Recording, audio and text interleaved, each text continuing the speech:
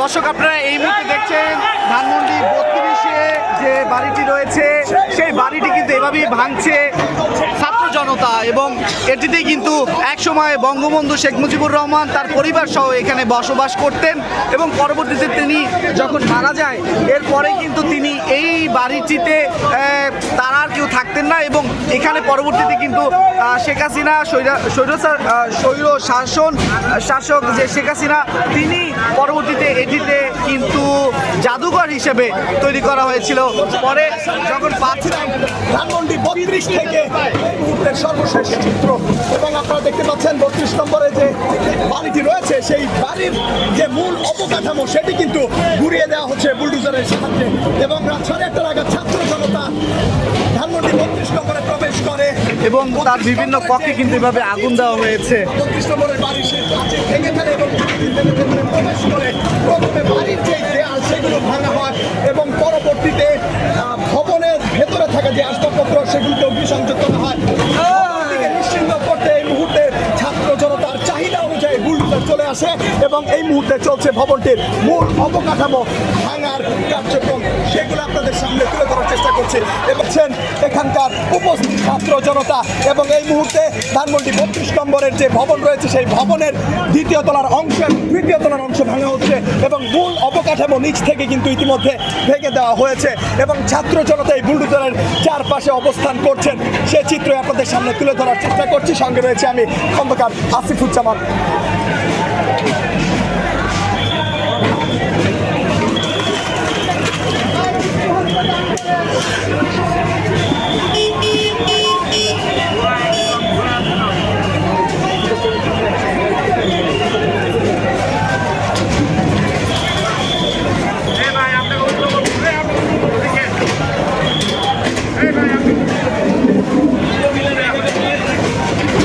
দর্শক আপনারা দেখছেন যে উৎসুক জনতা যারা রয়েছে তারা কিন্তু এখানে দাঁড়িয়ে এই বিষয়টিকে উল্লাসের সাথে দেখছে, এবং একের পর এক কিন্তু বাড়ির যে অংশগুলো রয়েছে সেগুলো এভাবেই ভাঙা হচ্ছে।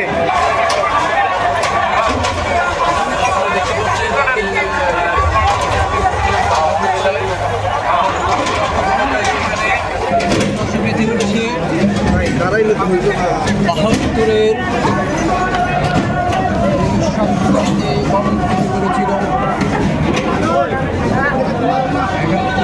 মহান মুক্তিযুদ্ধকে যে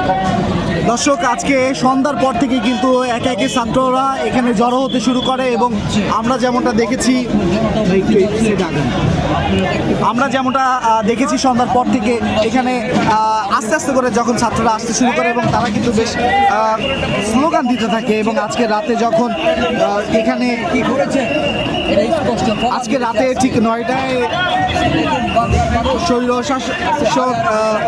শেখ হাসিনা ভাষণ দেওয়ার পর থেকেই কিন্তু দেওয়ার কথা শুনেই তাদের মধ্যে এক উত্তেজনা তৈরি হয়, এবং এর ফলেই কিন্তু সকলে এই 32 নম্বর এসে জড়ো হতে শুরু করে, এবং বুলডোজারটি এভাবেই ভাঙা হচ্ছে, এবং যখনই এক একটি ফ্লোর ভাঙা হচ্ছে এবং সকলে এরকম বিভিন্ন ধরনের উল্লাস করছে, এবং সেই উল্লাসের শব্দ কিন্তু আপনারা শুনতে পাচ্ছেন।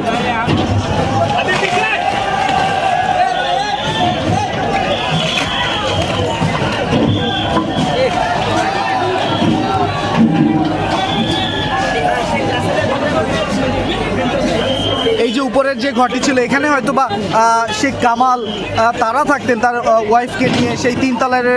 অংশটি কিন্তু এখন ভাঙা হচ্ছে।